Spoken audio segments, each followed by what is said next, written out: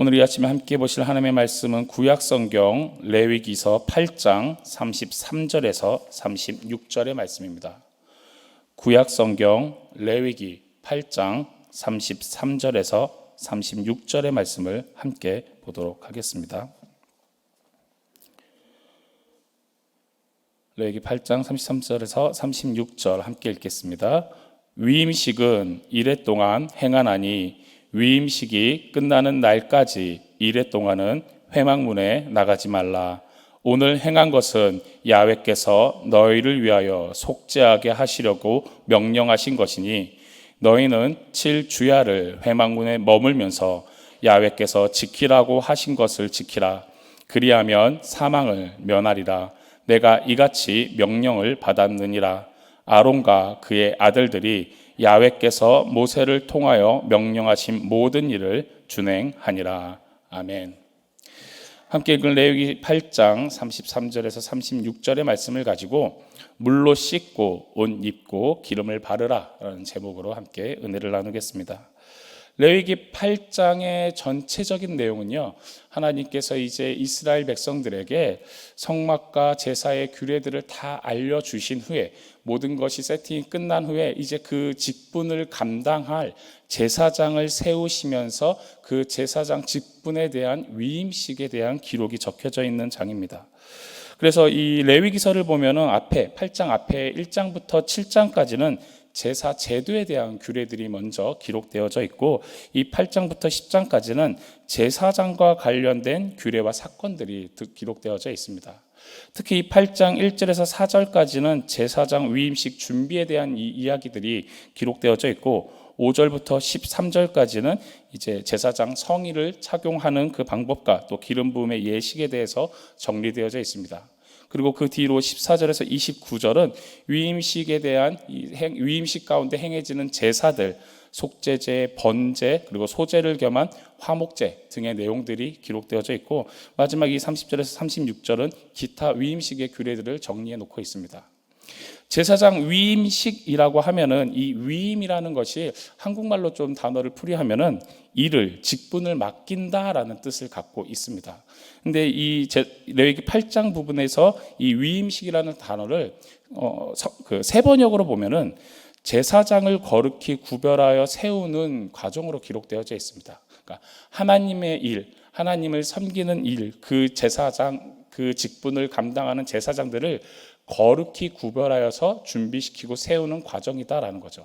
그래서 영어 단어로는 신성케 하다, 깨끗하게 하다라는 뜻을 담긴 단어가 사용되어져 있습니다. 이 제사장 위임식을 전체적으로 보면은 크게 몇 가지 특징들이 있습니다. 첫 번째는 씻는 겁니다. 성경에서 우리가 하나님 앞에 나아갈 때 죄인들인 우리들은 당연히 깨끗하게 씻고 하나님 앞에 나아갈 수 있는 부분들을 의미하는 것들이 너무 잘 나와져 있습니다. 그래서 이 제사장 위임식 처음에는요, 하나님께서 목욕을, 즉 몸을 깨끗하게 씻으라라고 명령을 하십니다. 물론 이 목욕, 깨끗하게 씻는 의미는 우리가 하나님 앞에 물로 깨끗이 씻는 것이 어떤 위생적인 의미를 뜻하는 게 아니라 더러운 것, 죄를 깨끗하게 씻고 정결하게 준비시키는 의미를 갖고 있습니다. 그리고 두 번째는 입는 것입니다. 제사장이라고 하면은 우리 성도님께서 성경을 통해 잘 알고 있다시피 그냥 아무 옷이나 그냥 평소 입던 옷을 입고 하나님 앞에 나아갈 수 있지 않았습니다. 하나님께서 예비해 주시고 하나님께서 알려주신 그 규례와 방법에 따라서 제사장이 입는 예복이 따로 있었습니다. 그래서 깨끗하게 씻은 후에 그 다음에 하나님께서 알려주신 그 제사장의 예복을 입으라고 말씀하십니다. 이 제사장의 예복을 입는 것에 갖고 있는 의미도 역시 죄와 연약함을 가리는 것이었습니다. 제사장이라고 하면은 이 사람들이 좀 특별하구나, 그래서 하나님이 따로 세우셨구나, 하나님이 부르셨구나라고 생각할 때가 있습니다. 근데 사실 제사장도 뭐죠? 다 동일한 죄인입니다. 그런데 이 죄인된 사람들이 하나님 앞에서 제사장으로 부름받고 그 직무를 감당함에 있어서 죽지 않을 수 있었던 이유, 성소와 지성소를 드나들면서도 하나님을 대면하면서도 그들이 죽지 않을 수 있었던 이유는 이 제사장 위임식의 내용들을 보면 잘 알 수 있습니다. 씻고 옷을 입고 그 또 그 뒤에 나오는 기름을 바르고 이러한 것들을 다 준비하고 이행하면서 그들의 죄와 연약함의 부분들이 모습들이 하나님 앞에 가려지는 것이었습니다. 제사장 직무를 감당하는 그들이 다른 사람들과 다르게 특별히 구분이 되고 구별을 받고 죄가 없다라는 뜻이 아니라 똑같이 죄인이고 똑같이 하나님 앞에 서면은 죽을 수밖에 없는 존재인데 하나님께서 알려주신 그 방법대로 씻고 예복을 입고 나아감으로 인해서 하나님이 그들의 죄를 가리워 주신다라는 겁니다. 이러한 예법을, 이러한 규례들을 지키지 않았을 때 그 제사장의 직분을 담당하고 있는 사람은요, 당연히 죽게 됩니다. 우리가 성경을 통해 보면 나답과 아비후가 그러했습니다. 제사장 직분을 갖고 있었음에도 불구하고 하나님 앞에 그 제사장의 직무를 잘 행하지 못했을 때, 하나님이 알려주신 규례와 법도대로 제사를 드리지 않았을 때 그들은 한순간에 죽임을 당했습니다. 이처럼 제사장이라는 직분을 담당하고 있는 사람 자체가 거룩하고 깨끗한 게 아니라 그 제사장을 직분을 감당하는 자들이 하나님 앞에 부르시면 나아가고 그리고 그 직분을 감당하기 위해서 깨끗하게 준비되었을 때만 그 직분을 감당할 수 있었다라는 겁니다. 성경에서 옷에 대한 의미가 처음 등장하는 것은 창세기서입니다. 아담과 하하가 죄를 지은 후에 하나님 앞에서 자신들의 연약함, 부족함, 핍절한 상태를 깨달은 후에 그 죄의 모습을 가리기 위해서 나뭇잎을 엮어서 옷을 만들어 입습니다.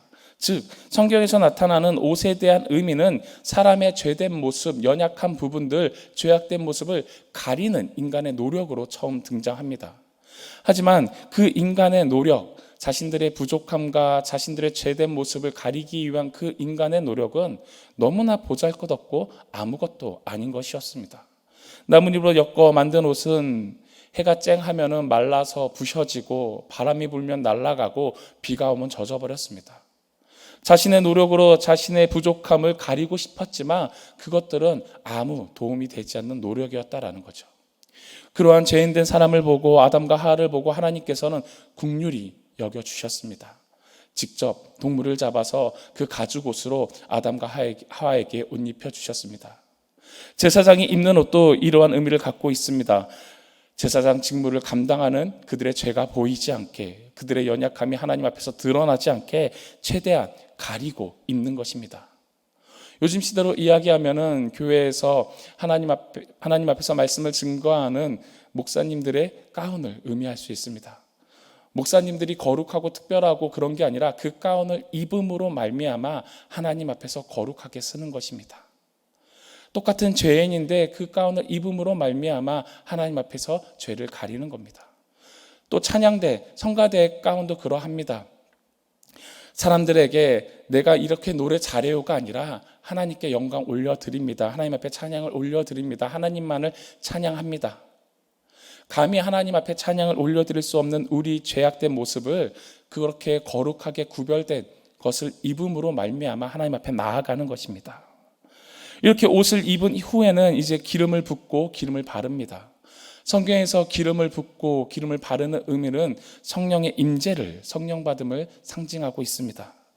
결국 이 성령의 임재, 성령의 그 충만함을 여기는 이 기름 부음과 기름을 바르는 이 부분이 제사장의 위임식에 들어간다라는 것은 제사장이 그 직무를 감당함에 있어서 사람의 힘이나 노력으로 하는 것이 아니라 오직 성령님을 힘입어서 한다라는 거죠. 우리가 하나님 앞에 나아갈 때, 그리스도인으로 삶을 살아갈 때, 또 특별히 이 성경에 기록된 제사장의 직무를 감당할 때 기구와 그 또 제사장을 감당하는 그 제사장 사람들에게 기름을 붓고 바르면서 결국 구별됨을 더욱더 뚜렷하게 하고 또 그 직무를 감당함에 있어서 사람의 힘이나 노력이 아니라 오직 성령님을 힘입어서 성령의 능력으로 그 직무를 감당한다라는 것을 뜻합니다. 우리는 오직 성령님을 통해서만 하나님을 아버지로 고백할 수 있고 예수 그리스도를 나의 구주로 고백할 수 있는 것입니다. 이렇게 씻고 옷 입고 기름 부음이 끝나고 난 후에는 이제 세 가지의 전혀 다른 세 가지 종류의 제사를 드리게 됩니다. 첫 번째는 속죄제를 드리게 됩니다. 속죄제는 나의 죄 대신 짐승을 잡아서 제물을 잡아서 나의 모든 죄를 그 짐승에게 제물에게 전가시켜서 하나님 앞에 드리는 속죄의 제물입니다. 그리고 두 번째는 번제가 드려집니다. 의미는 비슷한데 조금 다른 것은 이 번제는 그 제사 제물을 다 각을 뜹니다. 그러면서 내가 이 각을 뜬 제물을 태우면서 하나님 앞에 하나님 내가 내 죄가 다 하나님께서 용서해 주신 것을 기억합니다. 내가 이렇게 대신 죽어야 되는데 하나님께서 나를 용서해 주셔서 내가 이 제물을 바침으로 내가 이제는 새로운 삶으로 하나님 앞에 모든 것을 헌신하겠습니다. 내가 감사함으로 하나님 앞에 자원해서 드리는 제사입니다. 이 뒤에는 이제 요제를 섞은 소제를 겸한 화목제와 이 순으로 드려집니다. 이 소제를 겸한 화목제 그리고 이 요제에 있어서는 결국 하나님 앞에서 기쁨으로 나아가면서 교제의 의미가 담긴 제사입니다. 그래서 다시 정리하면은 이 제사장 위임식에 있어서 제사장이 씻고 옷 입고 기름을 바른 후에 하나님 앞에서 자신의 죄를 고백하고 그 죄를 용서해 주신 하나님 앞에 기쁨으로 자원하고 또 내가 헌신하겠습니다 각오하고 다짐하면서 하나님과 깊은 교제의 관계로 나아가는 것입니다. 특별히 이 기름을 바르는 순서를 보면은 오른쪽에 바릅니다. 깃볼과 손과 발에 그렇게 바르게 되는데 오른쪽은 바른 쪽을 이야기합니다. 즉 내가 내 귀가 내 손이 내 발이 하나님 앞에 하나님의 말씀을 듣고 하나님이 하라는 것들을 행하며 하나님이 가라는 곳에 가겠습니다. 온전히 하나님 뜻 가운데만 살아가겠습니다. 하나님 앞에 나아가겠습니다 라는 의미를 갖고 있습니다. 이러한 위임식은 7일 동안 행하라라고 주님께서 말씀하십니다. 이 말은 이 성경에서 의미하는 7이라는 숫자 완전수이죠. 철저하고 완전하게 행하고 하나님 앞에 나아가라라는 겁니다. 이 레위기 8장에서 나타낸 제사상 위임식에서 등장하는 씻고 옷 입고 기름을 바르고 제사를 드리는 이 모든 과정은 결국 예수 그리스도를 예표합니다. 예수님께서 이 땅에 오셔서 우리가 성경의 기록을 보면 어떻게 되죠? 침례 요한 앞에 가서 예수님께서 침례를 받으십니다. 그런데 차이점이 있으십니다.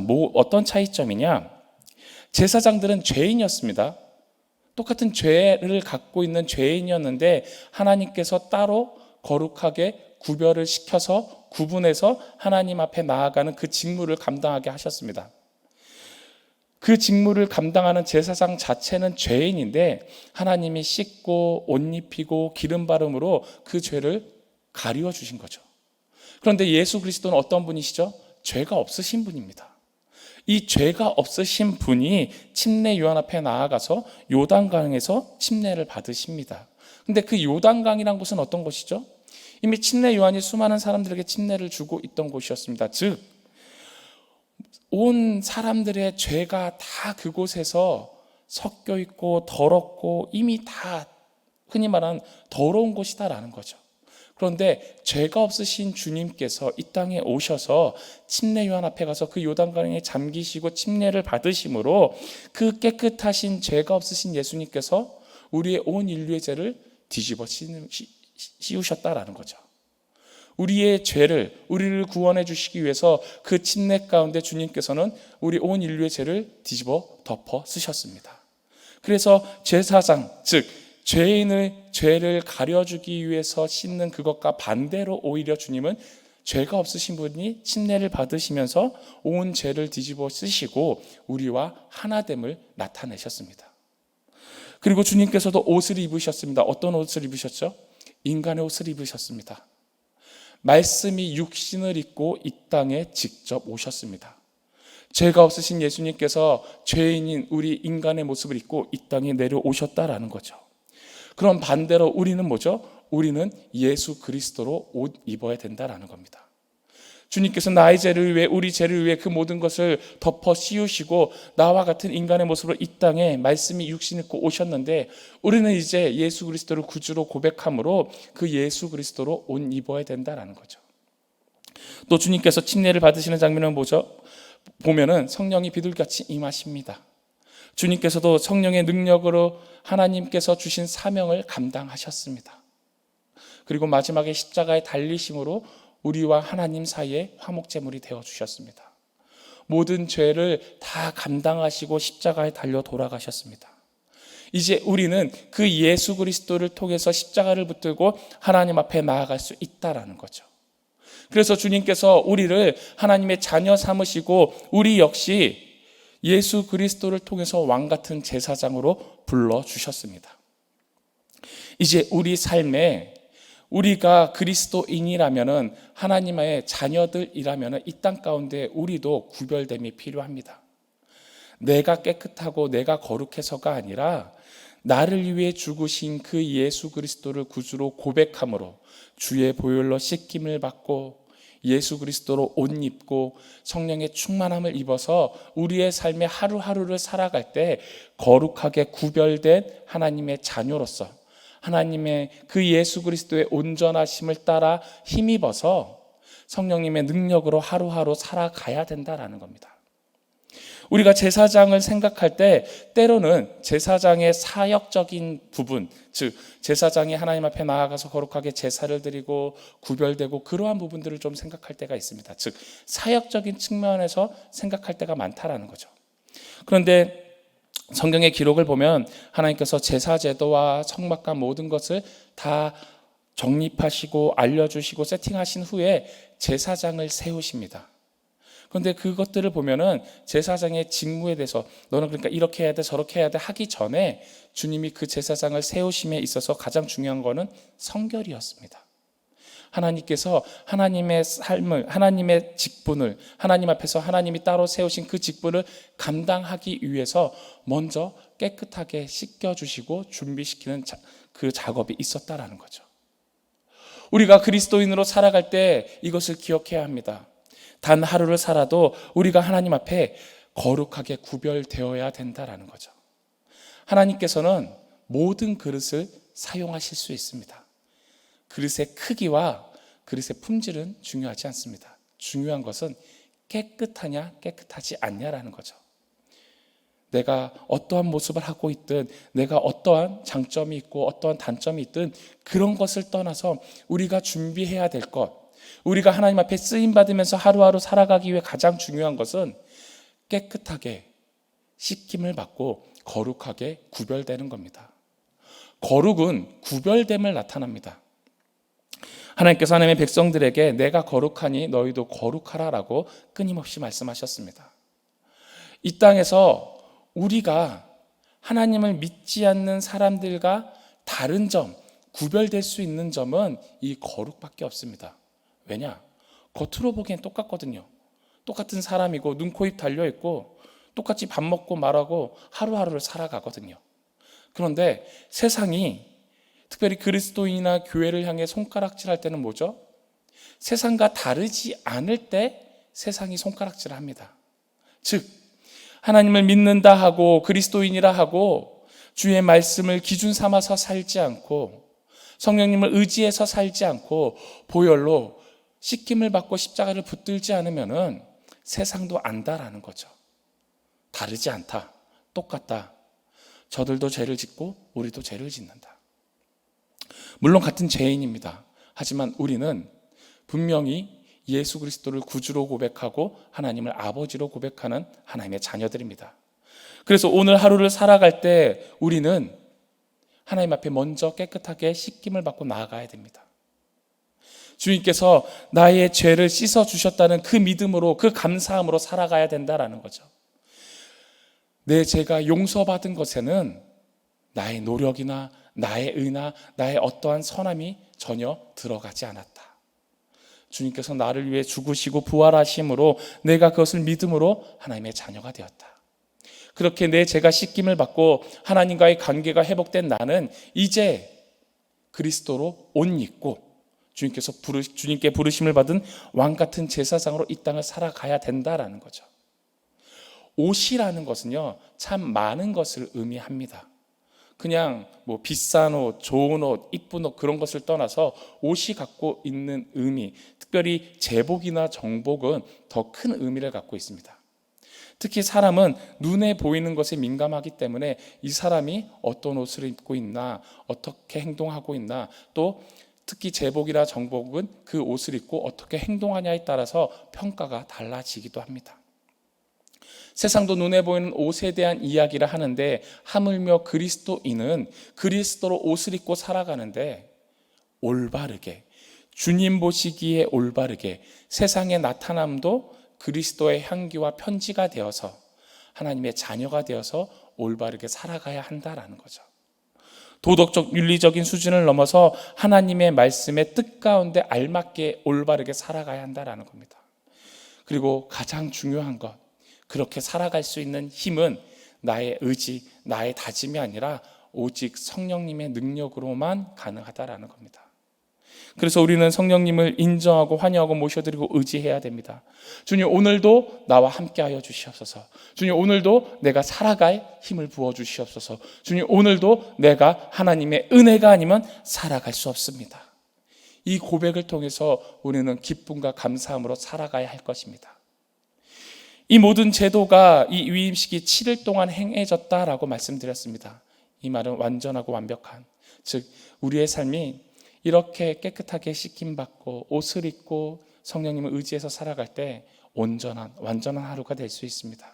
그렇게 하루하루를 살아내므로 우리의 평생이 하나님과 늘 동행하는 올바른 하루가 되기를 주님의 이름으로 축원드립니다. 기도하시겠습니다. 하나님 감사합니다. 오늘도 주님께서 우리를 하나님의 자녀 삼으시고 왕같은 제사장으로 불러주심을 믿습니다. 오늘 하루를 살아감에 있어서 주님, 우리가 하나님의 말씀을 의지해서 살아가길 원합니다. 그리스도의 향기와 편지가 되고 세상의 빛과 소금으로 살아가길 원합니다. 하나님, 그러기 위해서는 우리의 힘과 노력과 의가 아니라 오직 예수 그리스도의 보혈로 씻김을 받고 하나님, 예수 그리스도를 구주로 고백하며 하나님을 아버지로 고백하며 이제 우리가 예수 그리스도를 힘입어 옷 입고 성령님과 동행하기를 원합니다. 우리 귀한 성도님들의 오늘 하루 가운데 주님, 그 기름 부으심이 넘치게 하여 주셨고 그 은혜가 넘치게 하여 주셨고 주의 말씀이, 주의 성령이 충만히 임재할 수 있도록 역사하여 주시옵소서.